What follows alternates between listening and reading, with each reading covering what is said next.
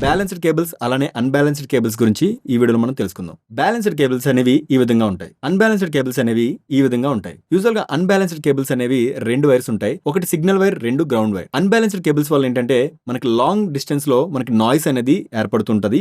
So దానివల్ల ఏంటంటే humming గానీ, హిస్సింగ్ గానీ వస్తుంటది. సో 10 ఫీట్ ఆర్ 15 ఫీట్స్ తర్వాత ఏంటంటే మనకు ఒక బజ్జింగ్ సౌండ్ అనేది వస్తుందన్నమాట. ఈ యొక్క అన్‌బ్యాలెన్స్డ్ కేబుల్స్ వల్ల. యూజువల్‌గా అన్‌బ్యాలెన్స్డ్ కేబుల్స్ అనేవి మనం గిటార్ రికార్డింగ్స్ కానీ లేకపోతే గిటార్ కేబుల్స్ కానీ యూజ్ చేస్తూ ఉంటాం. ఇవేంటంటే చాలా షార్ట్ గా ఉండడం వల్ల ఏంటంటే మనకి బాగా ఉపయోగపడుతుంటాయి. బ్యాలెన్స్డ్ కేబుల్స్ లో మనకి 3 కండక్టర్స్ ఉంటాయి. సో ఒకటి మనకి గ్రౌండ్ కండక్టర్, అలాగే 2 సిగ్నల్ వైర్స్ ఉంటాయి అనమాట.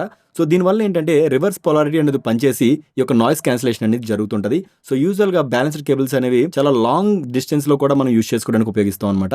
సో దీనివల్ల ఏంటంటే క్లీన్ సౌండ్ అనేది ఈ యొక్క బ్యాలెన్స్డ్ కేబుల్స్ వల్ల మనకు వస్తూ ఉంటది. బ్యాలెన్స్డ్ కేబుల్స్ అనేవి ఈ విధంగా ఉంటుంది. 3 పిన్స్ ఉంటాయన్నమాట. సో యూజువల్‌గా టీఆర్ఎస్ జాక్ గానీ, లేదంటే మనకి ఎక్స్ఎల్ఆర్ కేబుల్స్‌లో ఈ యొక్క బ్యాలెన్స్డ్ కేబుల్స్ అనేవి యూజ్ చేస్తుంటాం.